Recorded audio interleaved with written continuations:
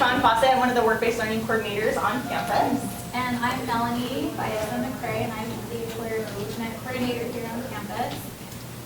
Welcome today to our career panel focused on STEM occupations, specifically for geoscience and chemistry. Where are our geography students? Woo! Oh, yeah. And what about chemistry? Woo! Awesome. Y'all sit together. Okay, just a few housekeeping things before we get started. You have like a stack of papers on your chair. A couple of things. There is a panelist bio flyer. So our industry professionals have shared a little bit more details about their background, their education, work history. So go ahead and read through this. This may spur some questions that you have throughout the panel. We will start with some prepared questions that we've developed. The panel is for you as students to be able to explore different career options, get to know what it would be like if you worked in these industries, to be able to ask questions. And we do have some swag giveaways, so the more questions you ask, the opportunity for you to get swag increases. There's also two other things that you have on your chairs. One is our Career Fest employer panels. That lists out the rest of the panels that we have this week. So we have 3 more, one this evening, tomorrow on Thursday, as well as on Friday. So feel free to attend those if you wanted to get to know some more industries. We also today have our internship and service learning fair that is happening in this building on the 3rd floor, so just 1 floor up. And that is from? It's till 1 p.m. today. Yeah. I think it starts at 10.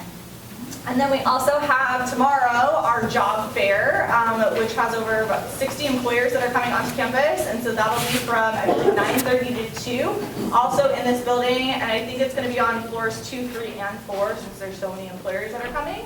So if you were looking to get hands-on experience, then definitely attend either today or tomorrow. Or bare minimum, just go and engage and meet with some of the companies that are going to be on campus. And then lastly, you do have a survey that's on your chair as well, and we'll collect those at the end of the panel. Just allows you to be able to share what you learned today, and then also any ideas or suggestions that we can improve on for events in the future. Sound good? And just some other quick announcements for those of you who may not know, the bathrooms are on this floor, just down on the right side. And also, if you can silence your phones or other devices, that would be great. Thank you. Cool. So, like I said, we have some prepared questions, but again, this panel is for you, so feel free to just raise your hand if you do have a question or you wanted our industry professionals to elaborate a little bit more. So we'll go ahead and start by having our panelists introduce themselves. If you can share a little bit about your education background, what your current role and company is. And also for our panelists, don't feel like you have to go down the line. You could jump around if you wanted to.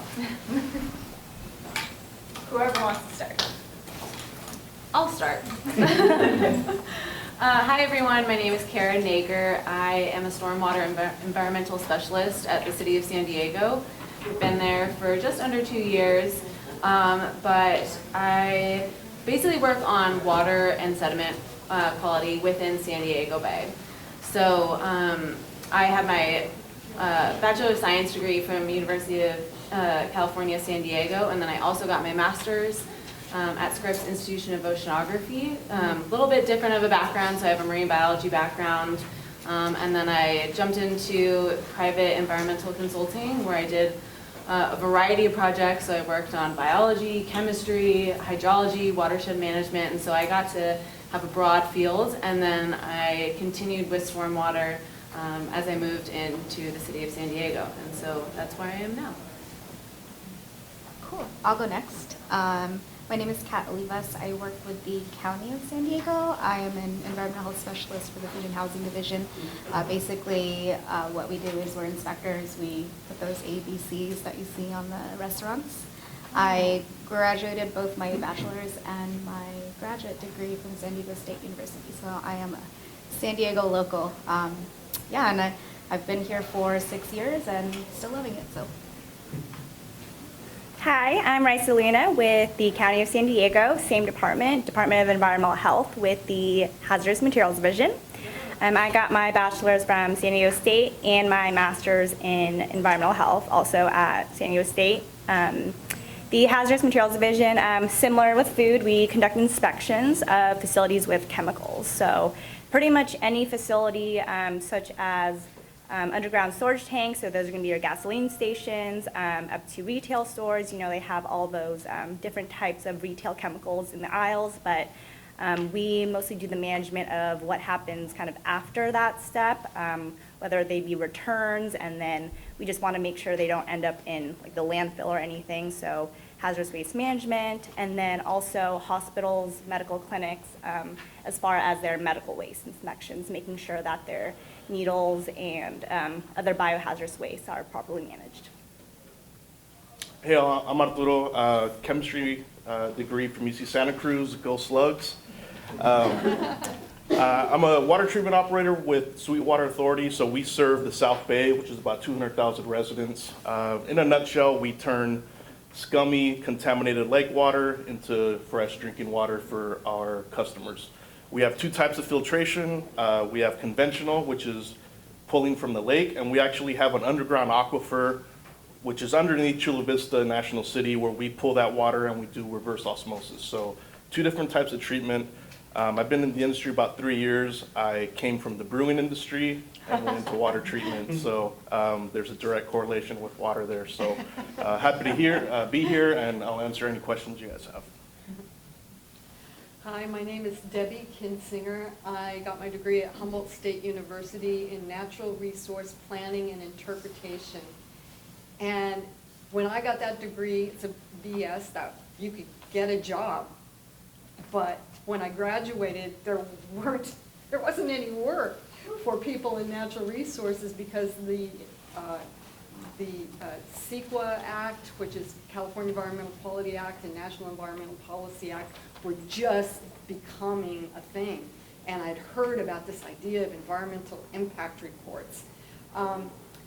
So I stuck it out through that period of time where the rest of the country was figuring out how we were going to navigate our environmental future, and found jobs with the government, and eventually transitioned to having my own business, which I've had since 2003. So what I do now is a lot of these preliminary environmental studies that have to be done before you prepare an environmental assessment or environmental impact report. And that includes everything from endangered species surveys to wetland studies. And then I also have sub-consultants who do for me the air quality, noise, geology,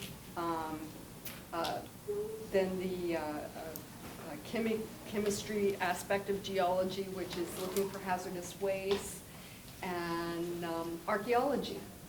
So those are all of the fields that come under the business that I do, because anybody who's going to build something or even restore something usually has to do some environmental planning, and they need to do these studies to demonstrate that they're in compliance with existing laws and to make their plans work. So thank you for having me here today. We're glad you're here. So can you describe to us what your day-to-day work is like based on the responsibilities that you have in your position?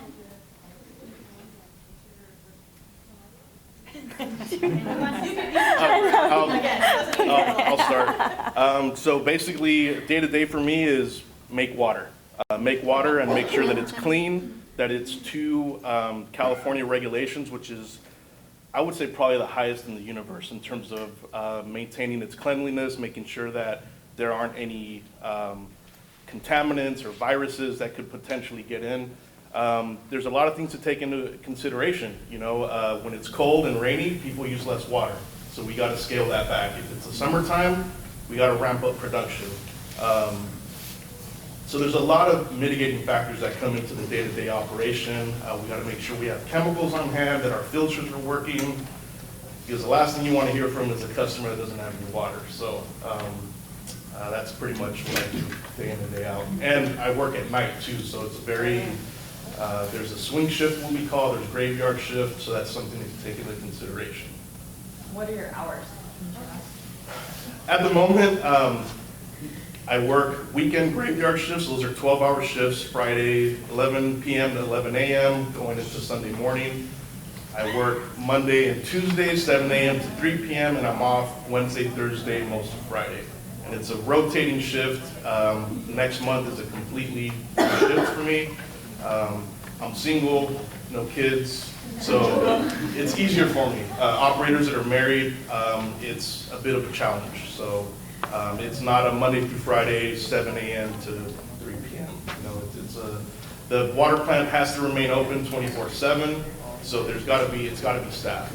So we got to compensate for that. I'll go. So basically at my job, I work to integrate science and policy. So working on water and sediment quality within San Diego Bay. So my day-to-day is a combination of staff meetings or meetings with other agencies of the Regional Water Quality Control Board. I do a lot of report reviewing and oftentimes writing, so trying to put in a progress report to the regional board and tell them what's going on in San Diego Bay. And then also it's a lot of project management and coordination, so with other staff or my consultants that are doing a lot of the work for us. So just trying to manage that, and it spans even just from the start of the project, so getting a work plan ready to even finishing it and doing invoices. So it is a lot of project management and coordination. Yeah, like I said, it's just kind of a combination of any of those three. I also go out in the field and do kind of field work, actually get my hands dirty, put on my steel-toed boots, and kind of do some of that work probably a couple days out of the month. Well, right now, I am the training coordinator for the Hazardous Materials Division, so I just kind of have a unique position. Every day, it's more like meetings, projects, but I try to leave room for technical guidance and support. So I have my field staff calling me random times of the day.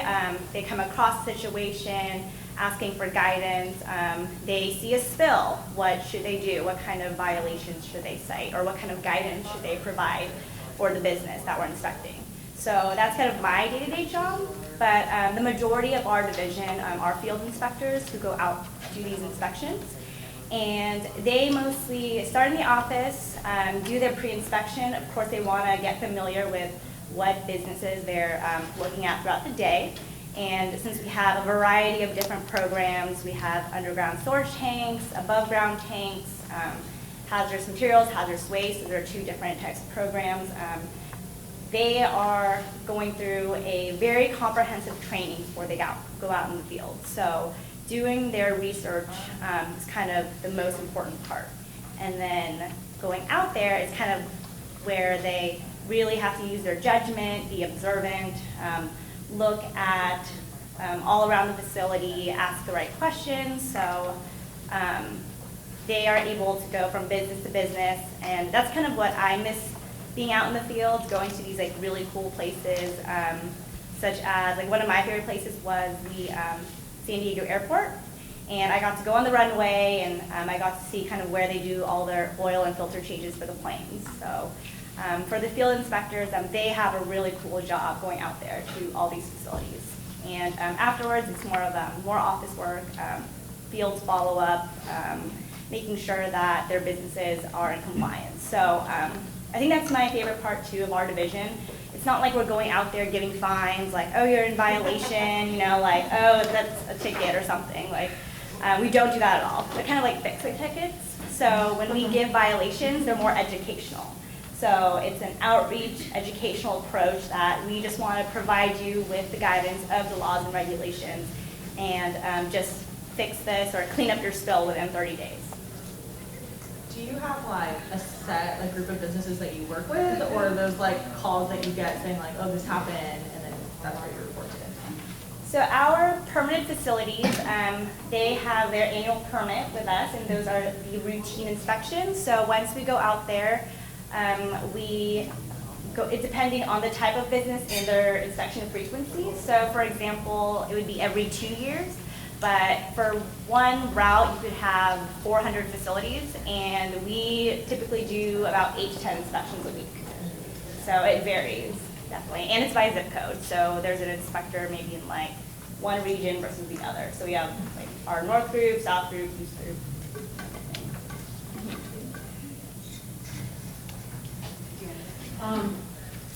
My day-to-day work is really varied, so I'll kind of give you the portion of time I spend doing each thing.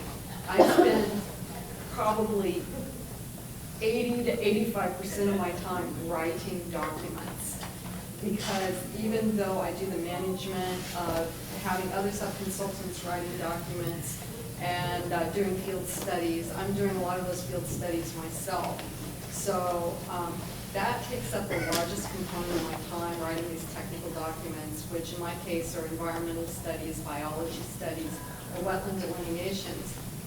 And after that, I write proposals, and I do bookkeeping, which I'm not very good at. I do the IT, I've got to figure out how my computer works because I do everything for my own small business. My business structure is dependent upon freelance consultants. So I don't have any official employees. Most of my people are independent, like me, and they have a specialty in, say, geology, or in archaeology is one that I get a lot of, other biologists, and air quality and noise consultants, traffic consultants. So we'll have a project that's going to require studies in all of those areas in order for a project to get built. So when I get the proposal, I start imagining what studies are going to be required, because very often they make an introduction with the city about their plan, but the city doesn't really give them the full picture of what's going to be required of them down the road. So I try and help them see what they're going to face, and then help them figure out how much of it they want to do at the beginning. But now and then you have somebody who's experienced and they know, yeah, we need all of these studies, get started right now. So I write those proposals, I find the people that are going to do the work, we go out, we get started, and then it's, you know, the timeline to meet those deadlines. And the deadlines that I'm facing are not usually legal kinds of deadlines. Usually they're deadlines set by the developer who has financing deadlines. So he knows that if he doesn't get to a certain milestone in his project or her project by a certain time, then they might get their funding pulled, and all the money that they've spent on getting these studies done will just be lost. So there's a lot of pressure sometimes to get things done quickly. I would say most times there's pressure to get things done quickly. So sometimes I'm more busy than I should be, and other times I'm not very busy at all. And I long for those times.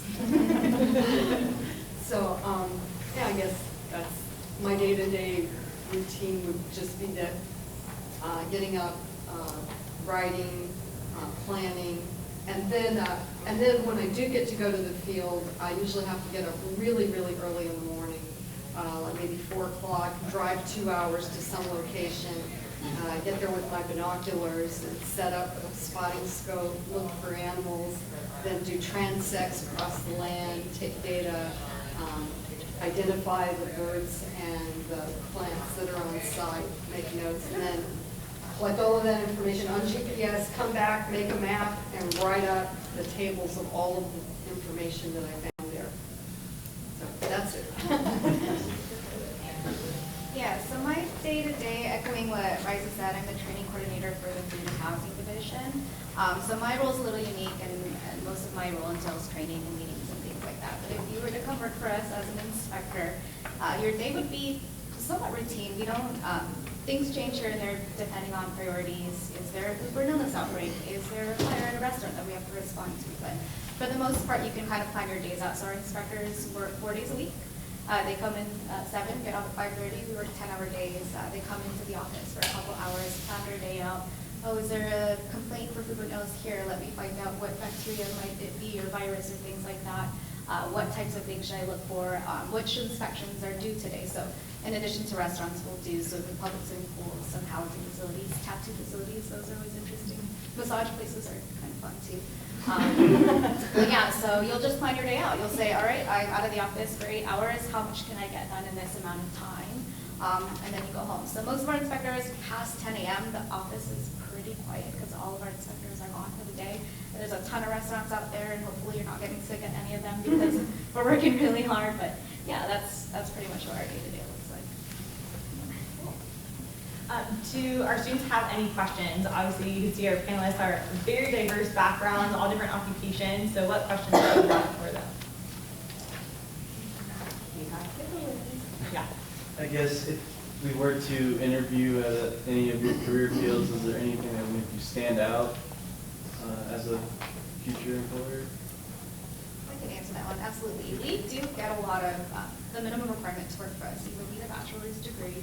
We do get quite a few young inspectors that come in. We have 22-year-olds straight out of college, so you don't necessarily need to have a ton of experience, but what we do look for is that maybe you've explored some internships or things during your undergrad. In our role, we deal with a lot of communication. We have tons of personalities that we talk to all day long, and so when you're interviewing, we want to see that you're professional and that you can communicate. If you are shy, that you're still able to get out there and say what you need to say and say it in a professional way. So yeah, customer service actually is a big role in our role, and a little bit of science is nice. Yeah. It's actually interesting because when you apply for the county, specifically for our department, right now the hiring process is you are technically interviewing for all of our divisions. So we're hazmat, she's in food and housing, and we have 2 additional divisions. We have community health. They deal with vector, so rats, mosquitoes. You're kind of out there doing surveillance of kind of like the wildlife. And then our other division is land and water quality, so they deal with the landfills and beach and bay monitoring and all of that. So when you're interviewing as an environmental health specialist trainee, that's kind of the entry level, you are kind of interviewing for the whole department.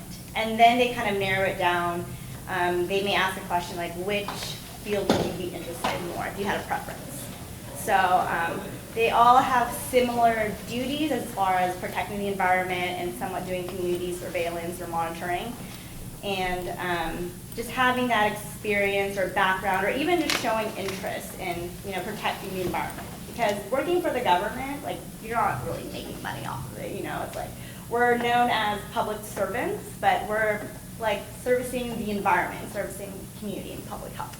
So kind of understanding that concept and not just like trying to get any job you can get. If you start for like one division and then you're like, this is like not my fit, right? Like, is it easy to rotate like within the county, like once you're already there? Yeah, definitely. So a little bit more of my background. I was actually all over the county. Like, it was more of networking, and my undergraduate college experience, I randomly worked for the Board of Supervisors as an intern. Like, I was just doing social media for Supervisor Ron Roberts. And then just making those connections with people, and the policy advisors in his team were like, oh, so you're in the environment. Have you heard of our environmental group? So we are under LUGE, the Land Use Environmental Group. So that's like multiple branches. We have the Department of Environmental Health. We have Department of Public Works. We have air pollution. So it's the environmental group.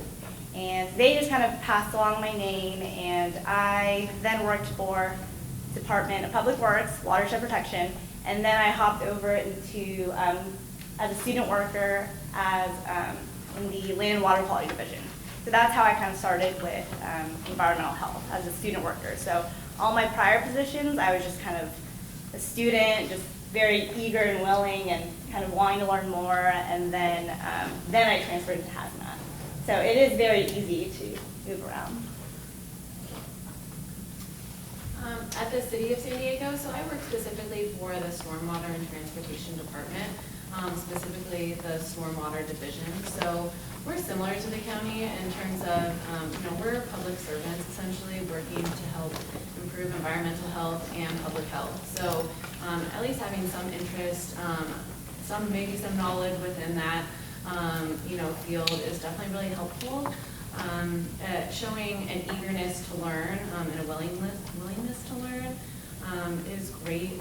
That you can prioritize things, that you are organized, I think is definitely really helpful. And within the stormwater division, we have a variety of jobs. So we have code enforcement officers, we have inspectors, we have environmental planners, engineers. So there's definitely a suite of positions. So, and kind of like the county, it is somewhat easy to transfer around too. So if you go in, say as an inspector, and you really actually like a planning aspect or something, so you can try and transfer around and gain different skills that way also. But another really kind of stand-up thing is just showing that you've done, maybe a long-term project, or you've been an intern somewhere. The city of San Diego also takes student interns all the time in different departments and different fields. So that's just a way in, and basically just, like I said, showing that you're eager and willing to learn, you're professional, and that you're interested in this field. Where are these jobs posted? So if you find out about these options? Yep, if you just go to the City of San Diego website, there's a whole job listing, and I think it's, at least they post them every Friday, but a lot of times they're updated either every day or whenever a new job is posted. They'll just immediately put it on the website. They have a closing date often, sometimes they're continuous, but if you just go to the City of San Diego, so sandiego.gov, and you can find all the careers there. Thank you. If you need help with a resume, you can always go to the Career Center, which is in this building on the 3rd floor. We have career ambassadors that can help you with that. Otherwise, you can also contact Wolf Research. Any other panelists want to touch on that question on how to prepare, what companies are looking for? So in water treatment, you need certifications from the State Water Resources Control Board. It's a mouthful. There's 5 different levels, but in order to work at a water treatment plant, you need these certifications from the state. So that's first and foremost. If you were to get those before even applying for jobs, that looks really good. What's interesting to me is in the water treatment industry is college degree isn't required. So if you come in with a hard science degree, it catapults you to the top in terms of what people are looking for. I would also say willingness to work alone. I work alone 80% of the time, which is fine by me. That's just the way I am, though. So willingness to work alone, be independent, not having people looking over your shoulder all the time, and when it needs it, to be able to work with somebody else or with a team. So it's a pretty diverse field. So yeah, and work weird hours. So that's another thing. I would say in my field, it's surprising how easy it is to get work in doing consulting. You could have another job as long as you don't have an agreement with that employer that you can't do outside work. But you could have another job and do consulting on the side. There are ways to get certifications to do certain kinds of jobs, like say if your avocation, even if you're in geology, your avocation is birding, you can get a certification and have with the U.S. Fish and Wildlife Service, and then have the opportunity to apply for jobs which only people who have a certification to survey for a certain bird can do. And there are other types of certifications that you can get in biology for different species surveys. That's one of the easiest ways to find a consulting job is to get those certifications. There's like Riverside Berry Shrimp, for instance. You can take a class, a 3-day course, and if you can pass it, it's hard to pass, but if you can pass it, then you get that certification. You can go and apply for those jobs. Even if you don't have somebody else to hire, you could apply for them independently. So there's a thing called Planet Bid, where cities put out their projects that they need work done.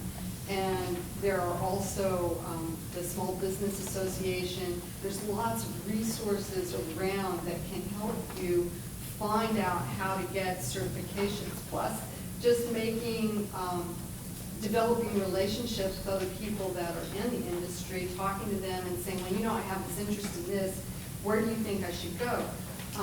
So don't be afraid to pursue that opportunity that isn't just, you know, working for a big company or working for the government.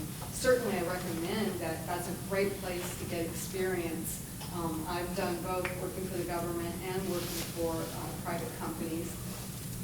But I enjoy working for myself the most. So even if you're new, just starting out, I would say don't think that you can't do that. There are opportunities there if you know where to look. We had a couple questions in the back over here and over there. You can go. Yeah. Okay. I have a question for Arturo. Yes, sir. I understand that you clean water. Do you, by any chance, chemically alter the water? Because I know some waters are like they have different pH balances and stuff like that. Yeah, it's a great question. Yes, so for example, our lake water has a pH of about 7.5. It's slightly neutral, just above. But when we want it in our distribution system, when it's going to the customers, we want it at around 8.5. And that's to reduce corrosivity. You don't want just water leaching your pipes. That's what happened in Flint, Michigan. They switched water sources. They didn't know that the river was acidic, and that started eating away at the pipes, releasing the lead. So pH modification is definitely something that we take into account. And even when I worked in the brewing industry, we modified the water. We completely scraped it clean, so it was a blank sheet of paper, and then we dosed in minerals depending on the type of beer that we were trying to make. So pH modification, mineral additives are super important in water. Water on the West Coast is very different from water on the East Coast. We have hard water here. They call it soft water. On the East Coast, it's the lack of minerals. Where here, there's too much, so we tend to maybe take some out. Okay. One more question. Sure. Because when you sip out the water to your customers, how are you guys separating the water we drink from the water we take a shower from? Because we don't know where the water is coming from. So I was just wondering where it comes from and how you separate it. So I'm on the production side, so I make the clean water, right? And then there's distribution, which is a whole other department at our company, Sweetwater Authority. That water, once it leaves the production plant, it's safe for drinking. You want to make beer with it, you want to take a shower. It's one and the same. The pipes that, and I'm speaking for the South Bay, they're all PVC pipes. There's no more iron pipes, those were taken out. So I hope I'm answering your question. That water is, whether you want to shower with it, or you want to drink it, or you want to wash your car, it's the same. Yeah. Thank you. On the topic of the water, did you say you work for the Sweetwater plant? Sweetwater Authority, yeah. So I was wondering, because I used to live in Bonita, and once in a while the water would start smelling kind of weird, a little bit foul, and I'm told that it's because of an algae bloom. Yeah. And how does that affect the water quality? So algae blooms are a pain in the butt. They happen at the end of the fall, or sometimes during the summer. They're something that we really can't control. They're more of a taste and odor issue. Health-wise, not so much, but yeah, it makes the water smell. When we treat the algae, it's kind of a catch-22. We treat the algae and it's disrupting the cells, causing the cells to burst, and that's what's causing the odor or the taste. And then, do you guys accept interns, and also, because I know you were telling us about certificates that Yes. you have to have in order to work there. Does that apply for internships as well? You don't have to have the certificates to work as an intern, but if you have them, that just shows that you're in it to win it, you know, that you want to explore the water industry. So yes, Sweetwater Authority definitely accepts interns. We just accepted one now. There'll be, those are 6-month internships. So once that 6 month is up, the process opens up again, and may the odds be ever in your favor. And then for like the other jobs as inspectors for the county, I know you guys were talking about your degree, but also do any of those jobs require a certificate as well? So we require different certificates, so, and I have some information here if anyone is interested, but for the Food and Housing Division, also our Land and Water Quality Division, we require something called Registered Environmental Specialist, and that's a statewide exam, so similar to Water Authority, if you already have that, and that's typically taken after you graduate, you would probably have a higher chance of getting hired, but we also accept people who don't go to grad school and don't have this, and we provide you with on-the-job training, send you over to take the exam, so we have one. I think you have a couple, right? A couple of certifications? Yes, for the hazmat division, we require the ICC certification, which is the underground storage tank, which allows us to inspect underground storage tanks at gasoline stations, and the above ground one. So it's mainly a tank certification to be an inspector, but we provide all the material and guidance, and we only require that within 6 months of hire, so then we definitely set you up for success. So there's no requirement coming into it. I know for the environmental health specialist trainee position, there's something called the RHS letter. So I think it's for both divisions. That kind of goes along with the certification. We don't specifically require the RHS, but it's required to apply for the position. So it's just a specific letter that certifies you took these required classes. So it's just for the state to review that you are eligible to apply for the position. Great questions. Any other questions? Yes. This is kind of an odd question, but how often, like, do you guys like come under fire? Like, if your customers get mad at you, or someone's gonna like threaten to sue you or something? Just out of curiosity. Like how often? Like how? Yeah. Like. Does that happen? Rarely. It's never happened to me personally. I was going to say often. I've heard of it, maybe. I mean, being inspectors, we come to face with the public all day, every day. And so there's always, no one's ever happy to see their health inspector. No one's like, yay, health inspection. No. If they're saying that, they're just nervous. And so all the time, people are always like, oh, this inspector didn't give me a 95, and I'm mad. So, yeah. So I think your businesses are kind of like more exposed to the public, so that's why the grades you see outside every restaurant, so that's their business. Whereas for hazmat, we deal with more of the kind of, it's not really private industry, but more of the customers that, like we don't have grades or anything. So you don't really see what we do behind the scenes, so maybe that's the difference. I just, in response to your question, a lot. So wear many hats. So after hours, after 6 p.m., all the customer service calls come into the water treatment plant. So I'm a water treatment operator and I'm a customer service, so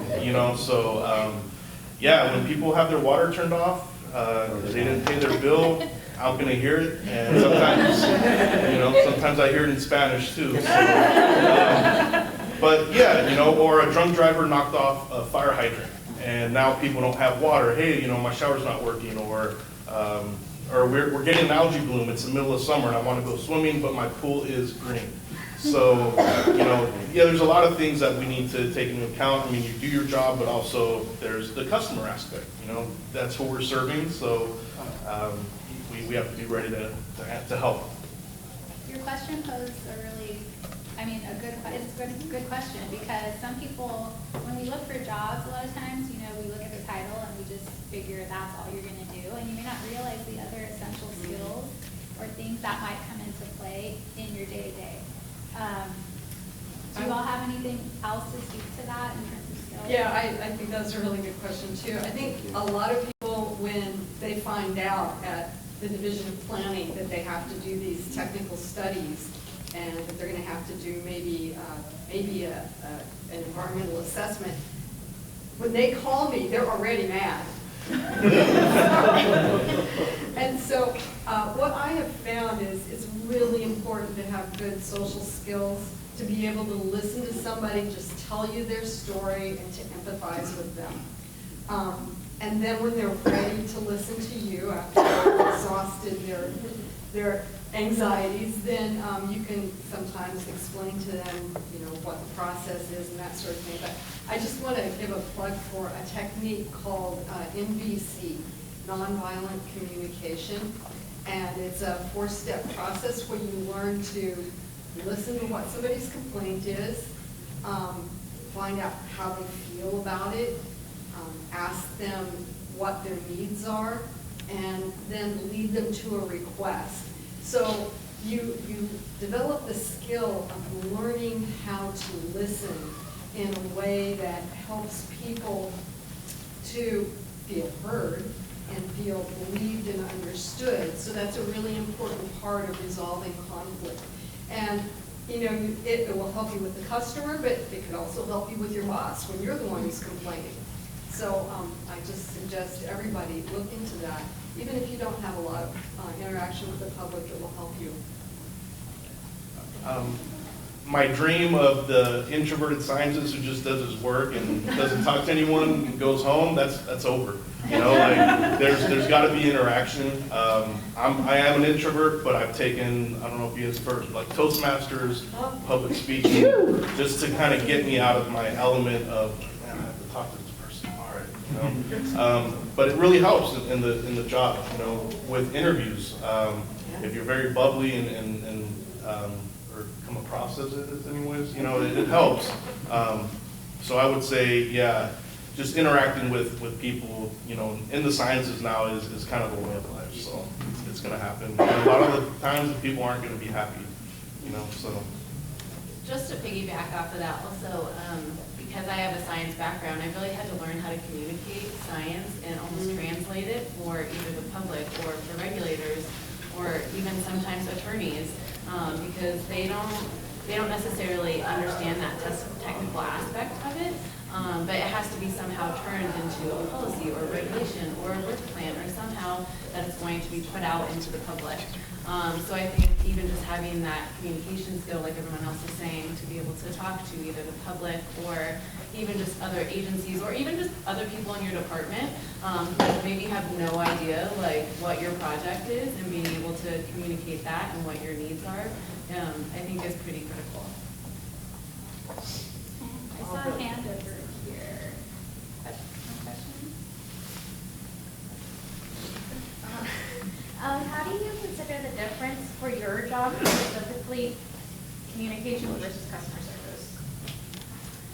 So I think for my job, I don't necessarily interact with citizens on a day-to-day basis. I'm more working with other agencies and the Regional Water Quality Control Board. So a lot of the projects that I work on are investigative orders, meaning that the Regional Water Quality Control Board requires us to investigate certain pollution or potential pollution within San Diego.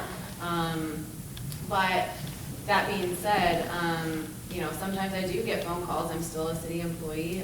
People, still sometimes call me up and ask, hey, where can I report a stormwater issue? Or someone's dumping into the storm drain, and I have to even still know, where to report them or where to refer them to. So it's still some of that interaction.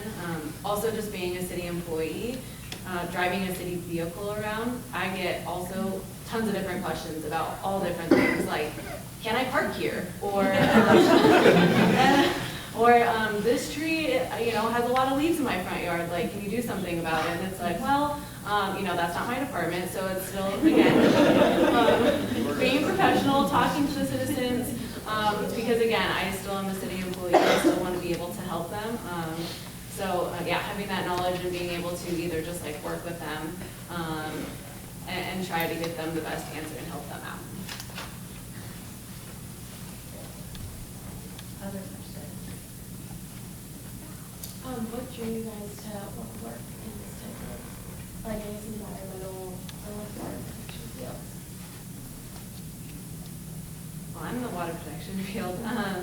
So I, for a long time, was like a little kid, I wanted to be a marine biologist. So my background is more in marine biology, but I realized once I went to my graduate school especially, that I didn't want to be an academic and I didn't want to be a researcher for the rest of my life.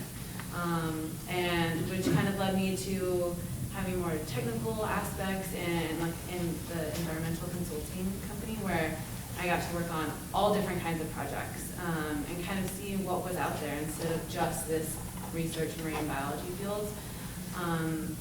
And I think I just realized that the best way for me to have an impact, especially in the city that I love, San Diego, would be to work for a local government and just try to have an impact in the science and policy fields. So it's kind of just, it's definitely been an evolution, working from, you know, the technical and now more into like the policy side, but it's really rewarding, even though it's maybe not immediate reward, but I think in the long term, I feel like I'm hopefully having an impact in the city. So where I work now is a product of where I've been, I guess. So I worked in forensics, got super stressed out and wanted to drink beer, so I worked at a brewery. And then, you know, like, why does this IPA taste really good, you know, and got into the aspect of water treatment and dosing and mineral manipulation. I'm like, okay, well, let's take this further and let's get into water treatment. So coming out of college, I didn't even know what water treatment was, to be honest, you know, so it's just trial and error. You know, I've worked at a lot of different jobs, and some were really cool, others not so much, but I actually finally found one where I can use my degree, I can, you know, pose ideas, and it's an industry where there's turnover now. You know, the boomers are retiring, and there's openings now finally for new age thinkers and stuff. And it's being that water is it's something that's not infinite. You know, we got to find new ways of making new water or treating what we already have. I found my fit.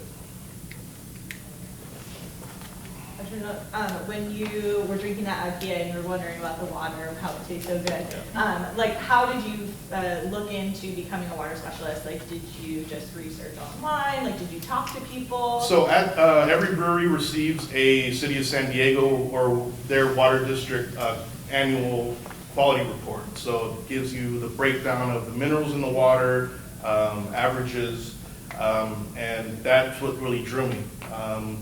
And the fact that we have hard water on the West Coast, and it can only make certain beers. I'm like, okay, well, what if we strip it and make a lager? And then from there, it just kind of took off. So reading the annual reports from the city is what really kind of steered me into not so much the beer. Beer's fun, it's good, but I like the water aspect. So. What about the rest of you? Because you're all in very like niche, like specialized areas. So is this like for Kat and Reza, like was that what you were thinking that you were going to go into out of college, or like what got you to where you are? For me, it's kind of funny. It's like the whole cheesy saying, like I wanted to follow my dreams, and my dream is to like save the world and save the earth, save the environment, everything. Yeah, literally followed my dreams, but I never thought I'd be a hazmat specialist. So yeah, I just kind of fell on me, and initially I actually was interested in land use, and then I got into water treatment. My master's thesis was actually on analyzing Orange County's water district's water. Cool. Yeah, so they have an interesting groundwater reusable resource there, so I did my whole thesis on that. And then, yeah, so my initial focus was on water. I even worked for the aquarium. I just did like everything environmental. I volunteered at the zoo, like just everything I wanted, and I wanted to be a veterinarian, and then there was an opening in hazmat, so I just landed it. So it was very random, it was so random, like I didn't even know I was going to be an inspector, like coming into it, like I didn't even know what a hazmat was. Yeah, exactly. So it really just is the persistence and my interest in like, this is what I want to do. And it was very general. It wasn't like, I want to be this. It's like, I wanted to have a purpose. So that's kind of where I found my like mission in life, I guess. Yeah, it sounds so cheesy. It's like, even after college, I couldn't even find a job right away as my undergraduate. And I was working at a biotech facility in San Francisco, completely irrelevant. I was doing health insurance for cancer patients, and it was kind of depressing. And that's what kind of motivated me to go back to grad school and actually pursue a career in like what I wanted to do.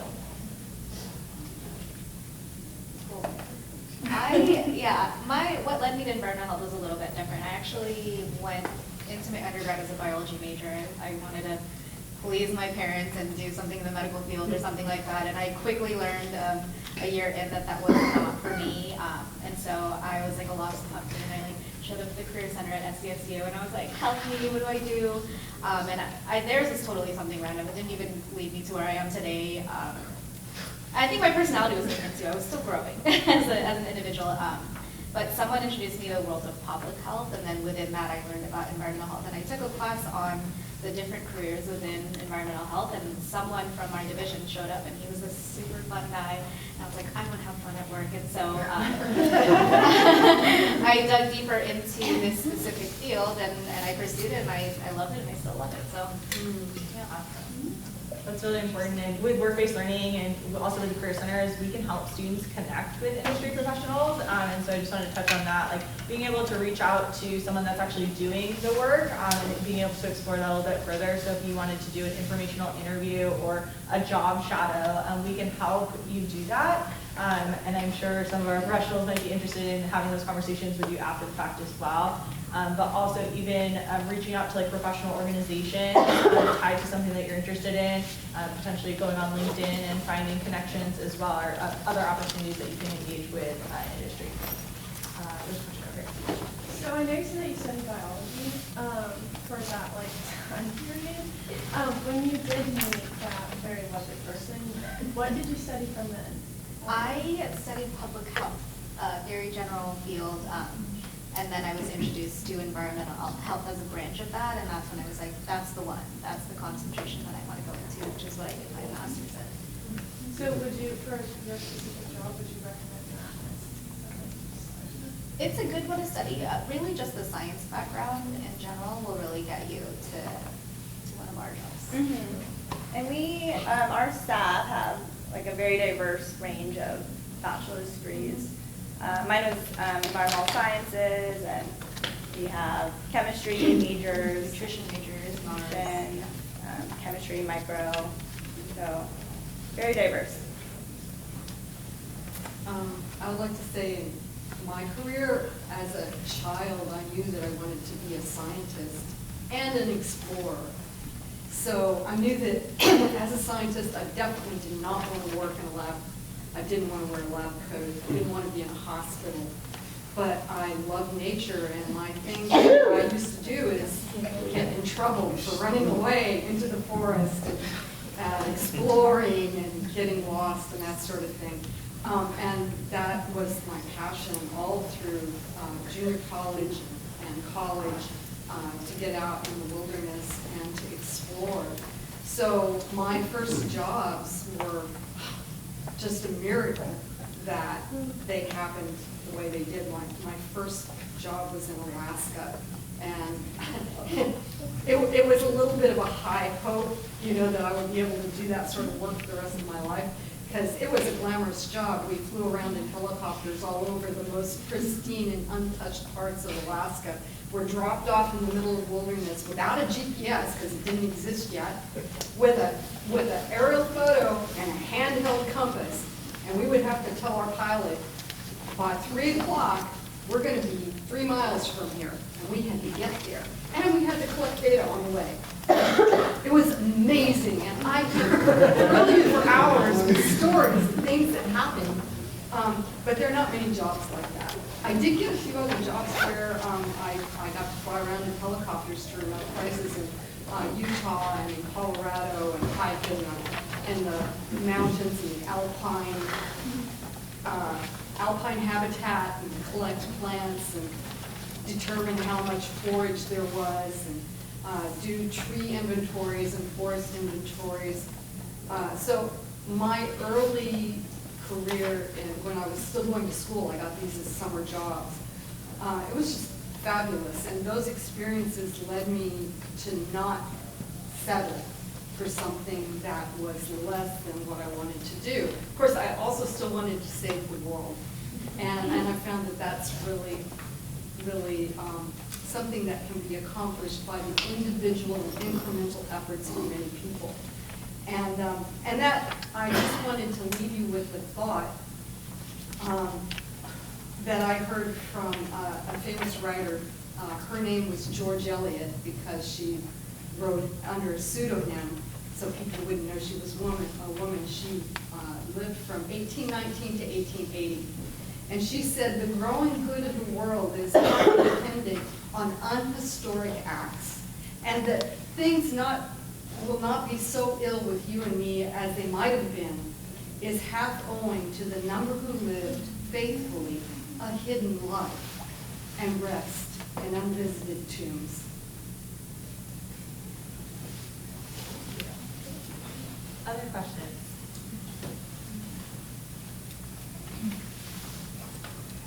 A lot of our panelists brought up the idea of like following your passion or like wanting to save the world, or at least having your own, reason for why you want to find a career. So what are some of the most rewarding aspects for your career? And then what are some of the most challenging aspects?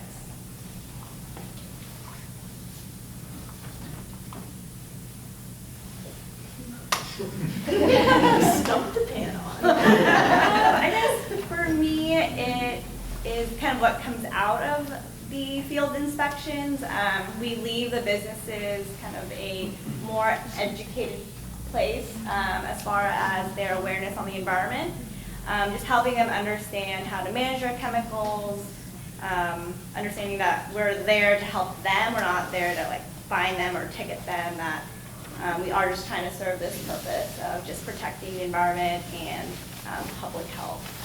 And it really makes a difference just with this education. And I mean, we are going to be the specialists. Like their business is going to be like a little auto shop. Like that's their focus in life.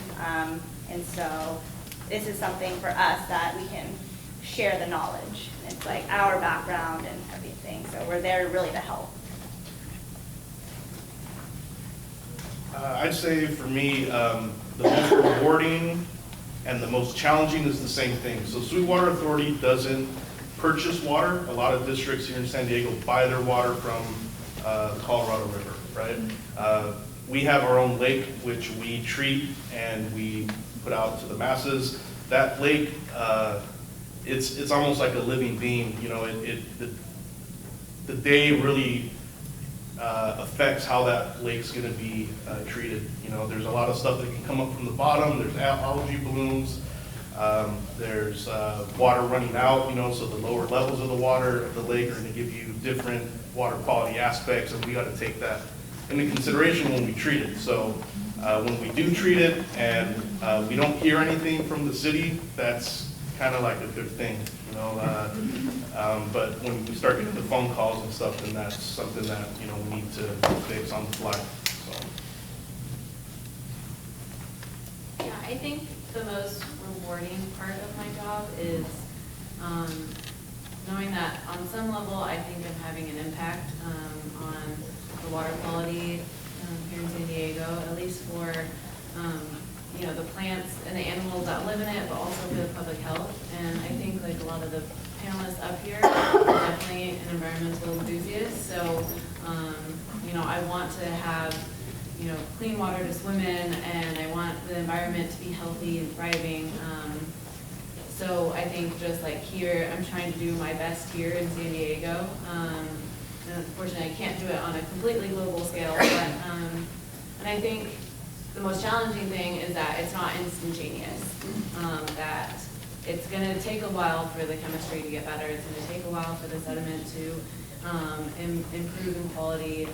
But I think, just kind of sticking with it and knowing that hopefully long term that this is the most rewarding part.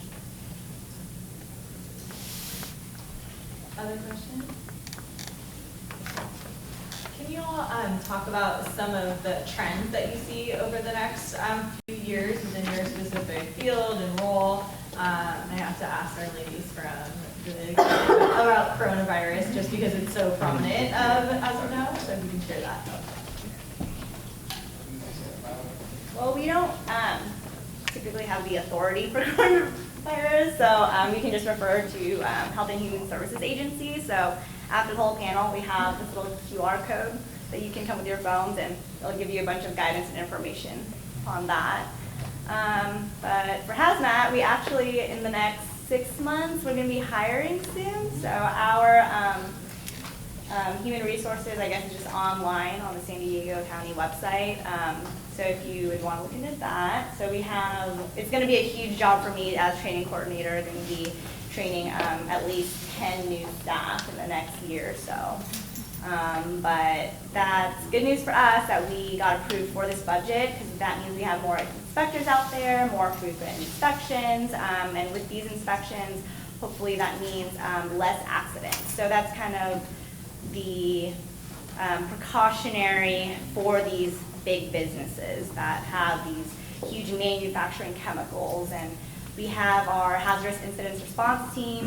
They are the ones who actually go out there when an emergency happens. So with these fires and explosions and huge oil spills, that's why we have our team. But for our field inspectors, we kind of do the emergency response preparedness to kind of prevent these from happening. So in that sense, if we have more inspectors, then we would have more permanent businesses, more inspections, more education and awareness for all of our regulated businesses in the county. I'd say new trends in the water industry, of course, desalination, desalinization, pulling water from the ocean and making, drinking water. It's super expensive though, and that's a cost that eventually goes on to the customers. Another new and emerging trend is potable reuse. It was called toilet to tap, but the public didn't like that. So it's basically taking sewage water and cleaning it to the point where it's actually drinking water. That's a new trend that's on the horizon. When I worked at Ballast Point, we actually received some potable reuse from Padre Dam District. So it was water that was taken from septic systems, triple clean to the point where we could drink it, and we brewed a beer. Well, beer sucked because the water was so clean that it didn't have any character. There was no minerals in it. There was no, flavor enhancements. So it's potable reuse is definitely something that's going to be happening, and it's just going to take a big effort to have the community and the public embrace it, because water is running out. I just want to add in, we're already getting this water, but just going through the river systems to get here in the aqueducts, right? Because San Diego is the last line, right? So I've heard, if you drink a beer in Las Vegas, that water is going to be purified, brought into our system within a couple of days. Right. Yeah, so nobody freak out about that. No. It's another pandemic. And Orange County's already doing it. That's what my research is on. Oh, okay. Yeah.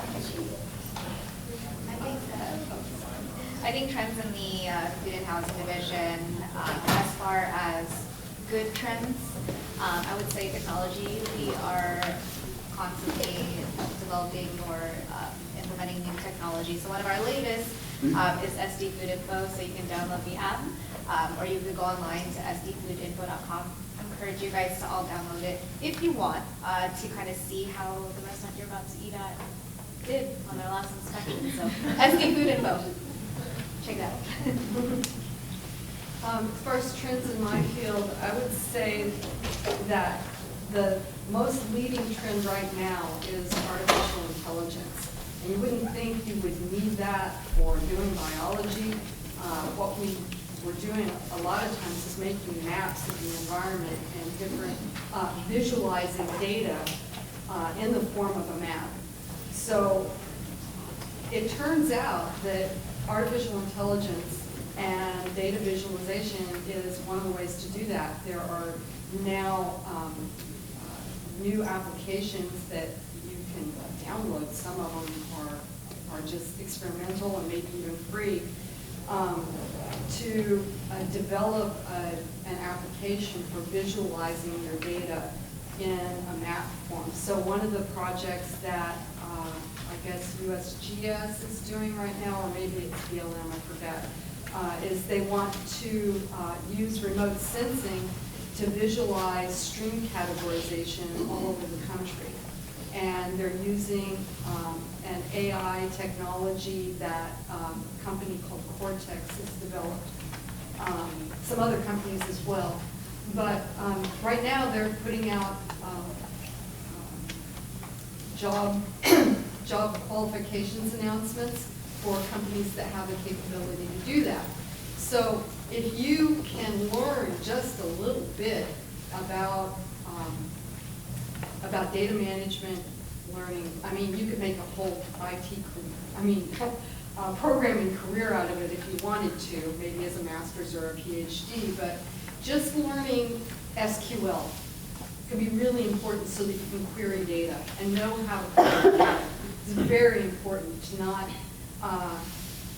not be intimidated by a big database and be able to look at it and go, oh, yeah, I can get answers out of that big, huge pile of data. So I would say SQL and Python are really important, maybe C++. But most of the things that we're using in mapping where you might have to know some coding would be Python. And you wouldn't even have to be an expert at it. A lot of times, if you know just a little bit about it, you can use code that other people use. And this is actually what's happening in artificial intelligence, is people are reapplying artificial intelligence that was used for a different purpose and then applying it to that data and repurposing it. So all of the wonderful, fun, on-the-ground things that we're doing still have a database background in it. So it's very important to tackle the database issue, even if it's just learning some of the basics, like just learning SQL, which is something that I struggle with. So talking about rewarding and challenging, I would say rewarding from the point of view that I love being on a learning curve and always being willing to learn new things. Because as our careers evolve, right now we're all having to learn more and more. Just going to school isn't enough. When you get out, data and the science and the field is going to change rapidly and you have to keep up with it. So expect that and enjoy it and realize that it will be a challenge. That's kind of where we're going is with data. So that's a perfect segue. So we heard a theme throughout the panel, right, of being able to develop your professional skills, get hands-on experience, you mentioned research. So can we have a piece of advice from each of our panelists for students as they are entering the workforce? What can they do now to help prepare for a career in one of your fields? Also, if there's anything that you wish you had known more as an undergraduate student that maybe they can learn from your experiences and expertise as well.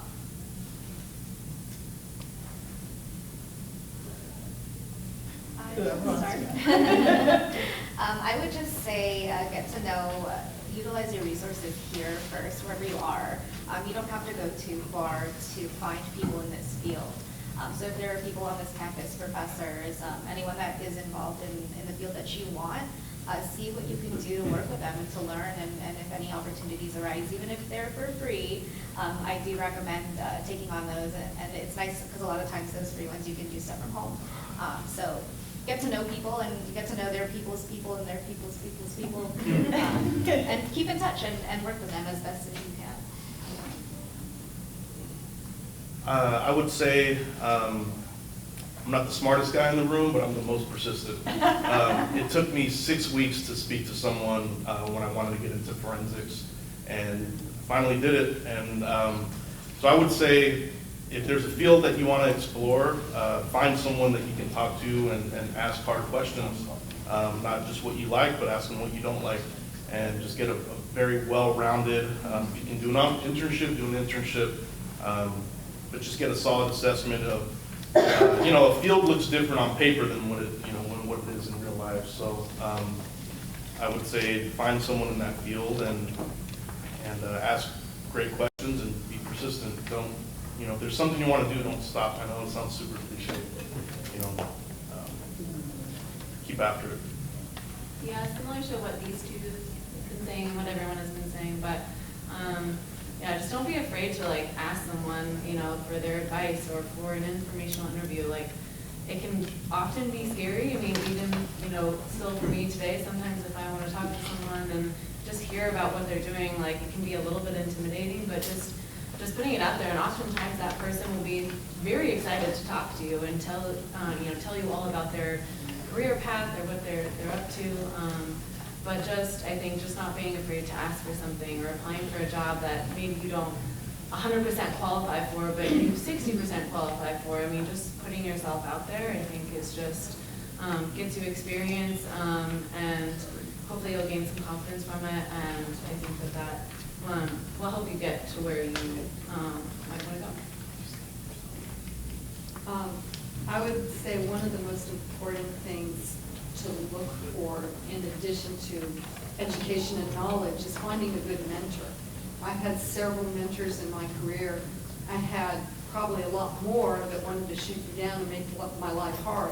And so having those mentors was really important. Somebody who understood me and stood up for me and went to bat for me when somebody else did try and shut me down. Very important. And find somebody that, you know, seek these people out that want to help you. Find friends. Even, you know, I mean, you can find people through career associations. That's probably one of the best ways to do it. But also in your workplace, find somebody that you respect and admire, and go up and talk to them, develop a relationship. Because oftentimes these relationships, those will be the people that write that recommendation for you, or make the introduction for you. Or even talk to somebody within the organization and say, you know, we need somebody that can do and create a job for you. These are things that people who are maybe the children of successful parents, maybe they already know that. And maybe their parents are already putting them in situations where they're going to have those mentors. But me and a lot of people like me didn't even know that mentorship existed until I was well into my career. And fortunately, I had people that showed me, hey, you can have your own business. You could work for yourself. And this is how you do it. And I just followed their example, and little by little developed my abilities and my skills and grew my business so that I could move away from doing something on the side to actually working full-time for myself. And I guess the most important piece of advice in finding your way is, as you said, persist. Or fall down 8 times, get up 9. Just keep trying. Awesome. Those are all amazing pieces of advice. I would say, to touch on your point as well about getting connected to professional organizations, use that to your advantage as a student. You have that student card. Often those professional organizations have meetings, monthly meetings, conferences, and oftentimes as a student they have either reduced or even free membership. Once you enter the workforce as a professional, those fees go up exponentially, so like several $100s. So use that now if you can. We just have a couple more minutes, so I'm going to ask you to fill out this brief survey if you can. And before we do that, we can give the panelists a round of applause for